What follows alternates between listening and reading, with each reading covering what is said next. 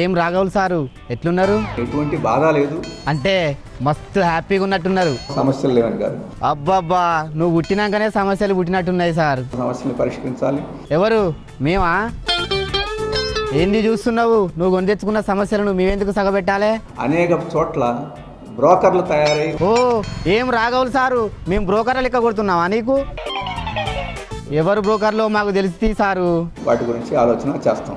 ఇంకేంది సారు, మన నారాయణ సార్ ఎట్లున్నాడు? దురదృష్టం ఏంటంటే ఏమైంది గైనకు? వారికి సంతోషంగా ఉన్నట్టు కనపడుతుంది. పాపం నువ్వు సమస్యలల్లుంటే గా సారు సంతోషంగా ఉన్నాడా?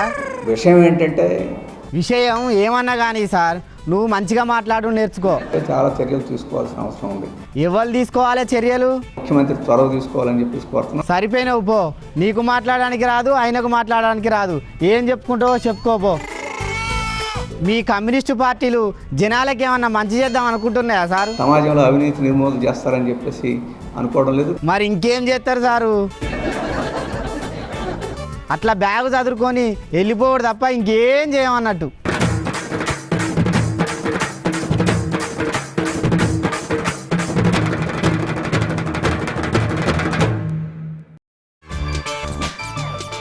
అయ్యో ఈ సార్ ఎవరో ఉండే. మీరు విద్యాసాగర్ గారు కదా? చూసిరా సార్, మిమ్మల్ని మేము గుర్తుపట్టేశాం. నాకే తెలియదు, నేను ఆశ్చర్యపోయినా. అంతే సార్, మేము ఎవరైనా ఇట్లనే గుర్తుపట్టేశాం, ఇంతే. చాలా అద్భుతమైనటువంటి కార్యక్రమం. థ్యాంక్ యూ సార్, మీరు కూడా విచ్చేసినందుకు సంతోషం. ఇది చాలా శుభకరమైనటువంటి వార్త. శుభమే కానీ ఏం సార్ ఇటు దిక్కొచ్చిర్రు? ఒకటే ఒక చిన్న ముక్క. ఒక్కటి కాకపోతే రెండు ముక్కలు చెప్పండి సార్, వింటాము. ఆ గ్రామంలో ఒకనొక గ్రామంలో చాలా పేద బ్రాహ్మణుడు ఉండేవాడు. ఏమైందంట ఆ గ్రామంలో? నేను పోతే తెలిసింది నాకు. ఏం సార్ జోక? ముఖం లెక్కనే ఉంది. అద్దంలో ముఖం చూసుకొని నా ముఖం నేను అద్దంలో చూసుకున్నా అన్నట్టు. అవును, సేమ్ మీ ముఖం లెక్కనే ఉంది. నీ ముఖం కనపడితే ఇంకోటి ముఖం కనపడదు కదా. మేము చెప్పేది కూడా అదే సార్. బాబా రామ్దేవ్ గారు ఉన్నారు. అగో ఆయన ముఖానికి ఏమైంది ఇప్పుడు? అని రమ్మన్నాను కానీ తర్వాత వస్తాను. ఈసారి వచ్చేటప్పుడు ఆయనను కూడా తీసుకురా సార్, రెండు పంచులు తినిపోతాడు. చాలా సంతోషకరమైన వార్త ఏంటంటే ఇంకోరిని తీసుకొస్తావు సార్ ఈసారి?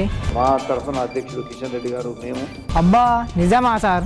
మేము చాలా స్పష్టంగా చెప్పినాం భారతీయ జనతా పార్టీ నుంచి. అబ్బా ఈసారి మీ పార్టీ వాళ్ళని అందరినీ తీసుకురా సార్, మర్చిపోకు. వీళ్ళందరూ కూడా ఇందులో ఇన్వాల్వ్ చేయడం జరుగుతుంది. అంటే నువ్వు ఒక్కనివే ఇరికింది కాక వాళ్ళందరినీ ఇరికిస్తావు అన్నమాట. వాళ్ళందరూ కూడా ఇన్వాల్వ్ అవుతారు. మంచిది సార్, వాళ్ళ కోసం వెయిట్ చేస్తాం మరి ఇప్పుడు. Thank you sir. అందరు టీ తాగా. మీరు కానివ్వండి, మరి మాకు అలవాట్లేదు. సరే సార్, మరవకండి, అందరు తప్పకుండా రావాలి మరి.